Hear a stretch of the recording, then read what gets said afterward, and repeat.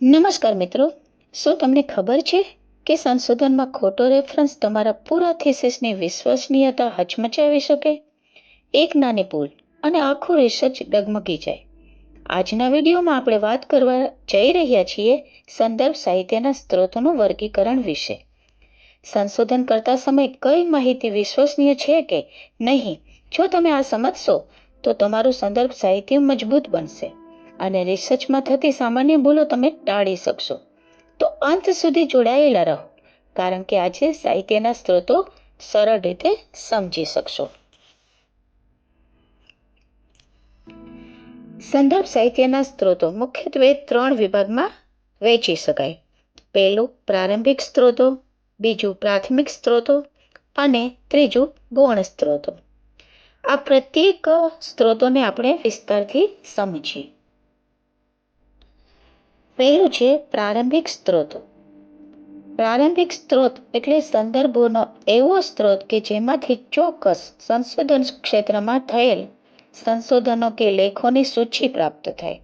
આ સૂચિમાં દરેક સંદર્ભના વિષય વસ્તુની વિગત મળતી નથી, પરંતુ સંદર્ભના લેખક કે સંશોધકનું નામ, સંદર્ભનું શીર્ષક, પ્રકાશન સ્થળ અને પ્રકાશક વિશેનું વર્ણન હોય છે.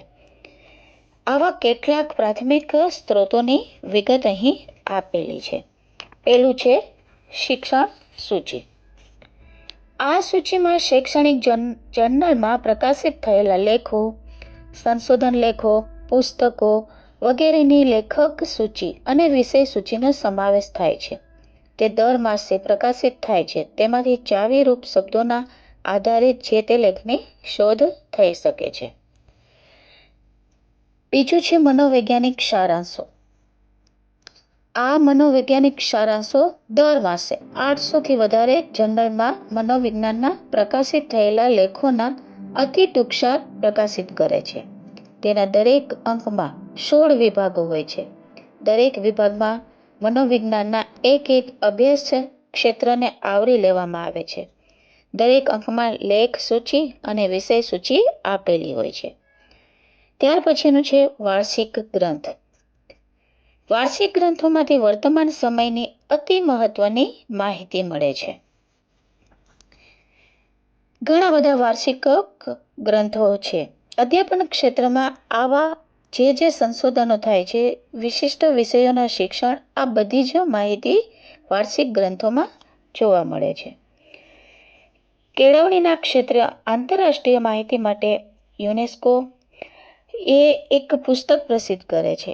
એનસીઆરટીએ પણ 3 વાર્ષિક ગ્રંથો બહાર પાડ્યા છે. તેમાં 2 વિભાગો હોય છે. દરેક વિભાગમાં 10થી 12 પ્રકરણો હોય છે અને દરેક પ્રકરણ જુદા જુદા વિભાગને સમાવે છે. તેમાં શૈક્ષણિક સંશોધનના સારાંશોનો સમાવેશ થાય છે. ત્યાર પછીનું છે આંતરરાષ્ટ્રીય સ્ત્રોત નિબંધ સારાંશ. આ નિબંધ સારાંશ ગ્રંથમાં યુએસએ અને કેનેડાની જુદી જુદી યુનિવર્સિટીઓમાં રજૂ થયેલ 375થી વધુ શોધ નિબંધના સારાંશો દર માસે પ્રકાશિત થાય છે. તેના દરેક અંકમાં 2 વિભાગો હોય છે. એ વિભાગમાં સામાજિક વિજ્ઞાનો અને શિક્ષણશાસ્ત્રનો સમાવેશ થાય છે.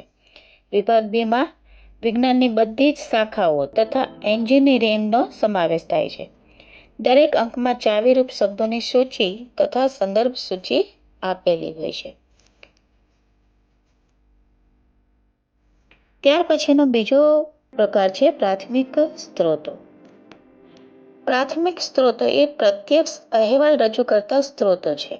તે અહેવાલો સંશોધનકર્તા દ્વારા જ લખાયેલ હોય છે.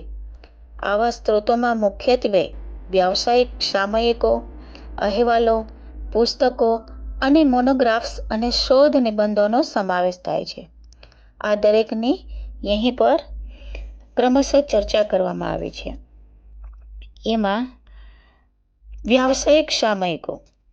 વ્યાવસાયિક સામયિકોમાં કેટલાક સામયિકો સામાન્ય હોય છે, જ્યારે કેટલાક સામયિકો ચોક્કસ ક્ષેત્રમાં થતા સંશોધનોના અહેવાલો પ્રકાશિત કરે છે.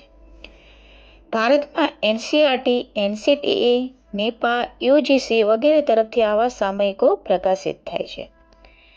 બીજું અહેવાલો.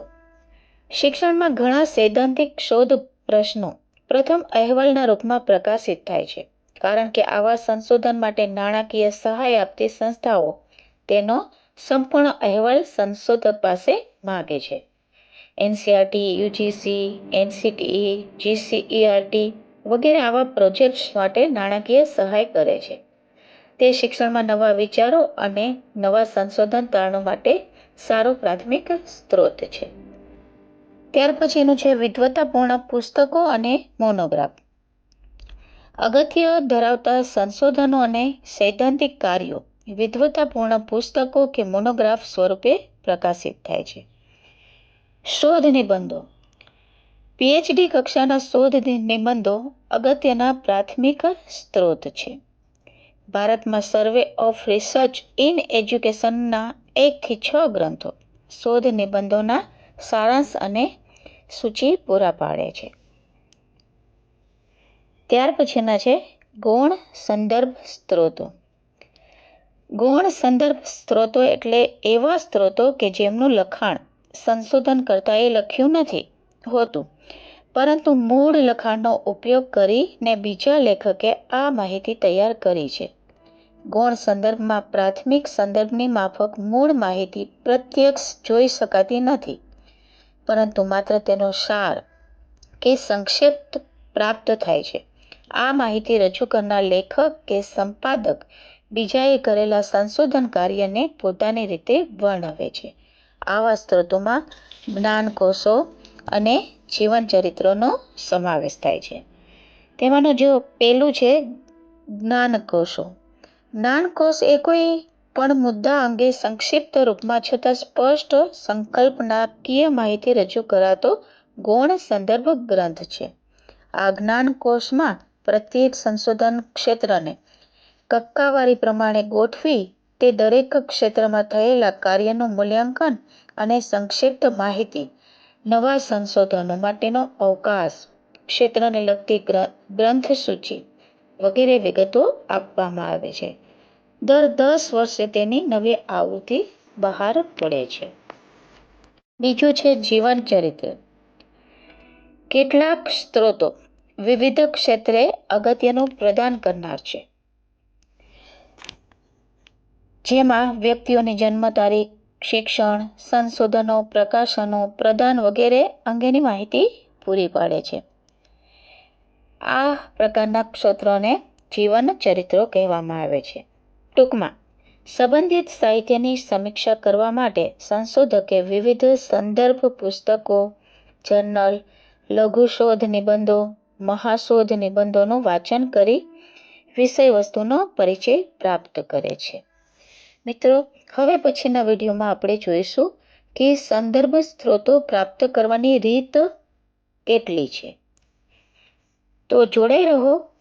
જો તમને મારો આ વિડીયો સારો લાગ્યો તો લાઈક, શેર, સબસ્ક્રાઈબ જરૂર કરજો.